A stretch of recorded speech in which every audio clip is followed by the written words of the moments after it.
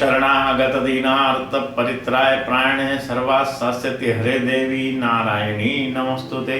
सर्वमंगल मांगल्ये शिवे सर्वार्थ साधिके शरण्ये त्र्यंबके गौरी नारायणी नमस्तुते। रामचरितमानस में तुलसीदास जी ने लिखा है,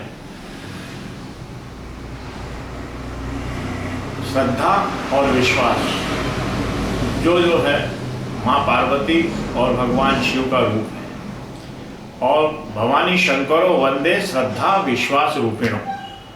इस बात को लेकर के मैं ये कहना चाहता हूँ कि श्रद्धा और विश्वास का जो रूप है वो भवानी और शंकर को माना गया है। दक्ष के यज्ञ में माँ सती ने अपना देह त्याग दिया। उसके पश्चात हिमालय के घर पर और मैना देवी के घर पर माँ भगवती ने पुनर्अवतार लिया।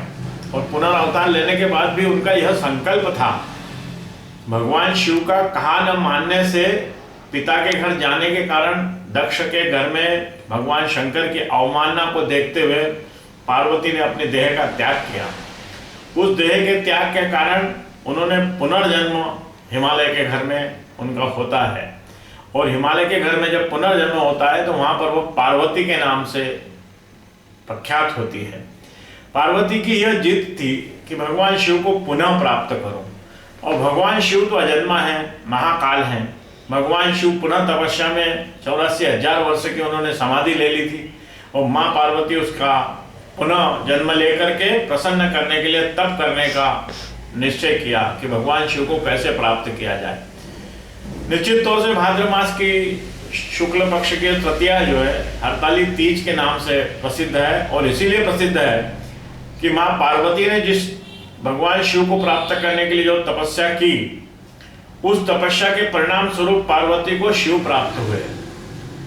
सुहागिन स्त्रियां माँ भगवती की आराधना करके, भगवान शिव की आराधना करके, भगवान गणेश की आराधना करके निश्चित तौर से अपने अखंड सुहाग की कामना करती हैं। और कुंवारी कन्याएं यदि हरताली तीज का व्रत करती हैं तो वह अच्छा पति और सुख सौभाग्य वाला और संपन्न संसार के कामना के हित से व्रत करती हैं। यह हरताली तीज का व्रत भाद्र मास की शुक्ल पक्ष की तृतीया तिथि को माना जाता है। इस बार तृतीया तिथि 21 अगस्त को सुबह आरंभ हो जाएगी। वैसे तो रात्रि काल में आरंभ हो रही है, लेकिन 21 अगस्त को सुबह ही हरताली तीज का व्रत रखा जाता है। भाद्र मास का जो माह होता है इसमें सरोवर, तालाब, कुएं, बावड़ियाँ, नदियाँ लबालब भरी हुई रहती है। खेतों में हरियाली छाई हुई रहती है। खेतों में फसल लहलाने लगती है। और उस आह्लाद के समय और तप करने का फल प्राप्त करने के लिए स्त्रियां नदी के किनारे जाती हैं और भगवान शिव की आराधना करती हैं। बालू की रेत की प्रतिमा बनाती हैं। गणेश की, शिव की और भवानी की प्रतिमाएं बनाई जाती हैं। और उसका विधि विधान के साथ सभी स्त्रियां मिलकर के सुहाग के श्रृंगार का सामान भेंट करके भगवान को अन्य अन्य पत्ते, फल, फूल चढ़ा करके भगवान को रिझाने का प्रयास करती है। और भगवान शिव से वरदान मांगती है कि हमारा अखंड सौभाग्य बना रहे। हरतालिका तीज का यह व्रत जो है 21 अगस्त को है। बहनें सभी प्रातः काल जल्दी उठ करके स्नान करके 6:30-7 बजे तक भगवान शिव की पूजा करें। और सायंकाल को 6 बजे फिर कथा वथा सुन करके रात्रि का जागरण करें। लेकिन यह तय है कि 12 बजे के बाद भी महिलाएं कुछ खा लेती हैं, वो खाना नहीं चाहिए। हरताली तीज का व्रत जो है कठिन व्रत माना गया है। माँ पार्वती ने तो इतना कठिन तप किया और उस तप के कारण जो है पार्वती को हिमालय ढूंढते हुए जब आए तो उन्होंने देखा कि वो पार्वती शिव की आराधना में लीन है। और आखिरकार पार्वती को शिव प्राप्त हुए। उसी कारण ये हरतालिका तीज का यह व्रत बड़े विधि विधान के साथ महिलाएं बड़े अखंड भाव से करती हैं। जिन महिलाओं ने तपस्या के साथ में, भक्ति भाव के साथ में माँ भगवती की आराधना करती हैं, उन्हें भगवती अवश्य मनचाहा वरदान प्रदान करती है। और यह व्रत जो है स्त्रियों के लिए पति के अखंड सौभाग्य की कामना और कुमारी कन्याओं को पति प्राप्त करने का व्रत माना गया है।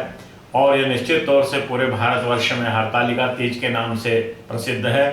हरतालिका तीज का एक भाव यह भी आता है कि सखी के साथ जाकर के पार्वती ने आराधना की थी और सखी उसका हरण करके ले गई, ऐसी लोक कथाएं भी हमें प्राप्त होती है। शिव पुराण में भी हरतालिका तीज के व्रत का बड़ा महत्व बताया गया है और उसमें भी व्रत का यह विधान दिया हुआ है। समस्त मातृशक्ति से मेरा निवेदन है, तीज के व्रत को धूमधाम से मनाएं और अपने जो वर्तमान समय में जो कोरोना चल रहा है उसका भी पालन करते हुए अपने शरीर और स्वास्थ्य का ध्यान रख करके संपूर्ण परिवार का ध्यान रखेंगे। हरताली तीज का यह व्रत 21 अगस्त को प्रातःकाल मुहूर्त के रूप में तो 5:15 से लेकर के 6:30 बजे तक पूजन कर लेना चाहिए और रात्रि काल में 6 बज के लेकर के 9:30-10 बजे तक कथा वगैरह सुन करके रात्रि जागरण आनंद के साथ भगवान का स्मरण करना चाहिए। ओम नमः शिवाय।